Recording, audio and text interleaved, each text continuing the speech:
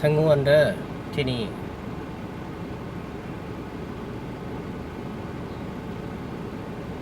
น้ำท่วมแล้ว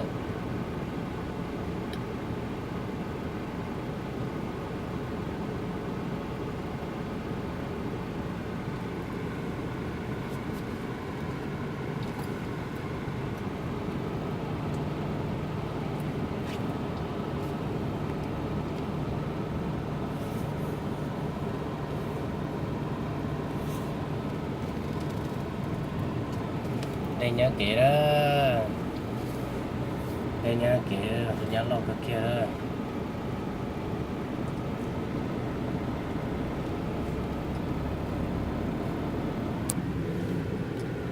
น้ำท่วมบ้านเมืองครับอันตรายที่สุดเลยครับที่นี่เป็นตัวเมืองนะครับตัวเมืองทั้งงวนครับในยันตรงทั้งงวนเด้อ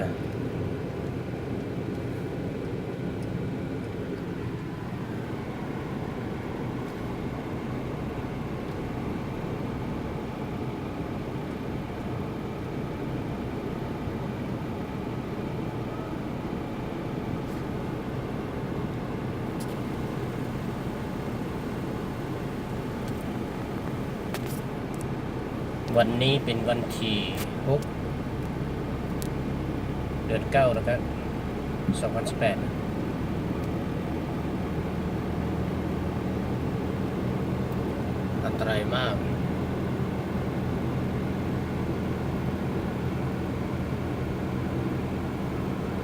นั่นนายยันทุกทีเราไปจอดเลยว่าเสียก็ยีนะNhà để chỉ là bây giờ tôi cho ta đi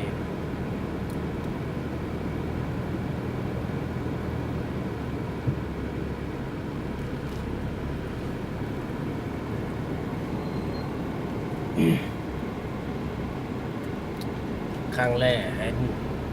ที่เห็นในชีวิต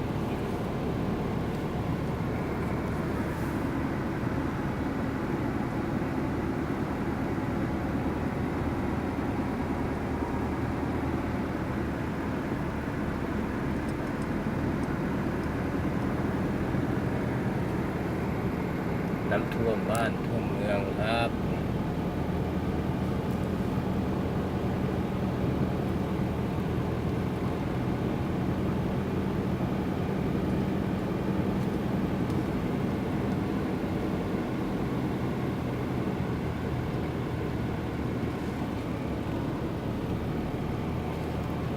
พ่อแม่ประชาชน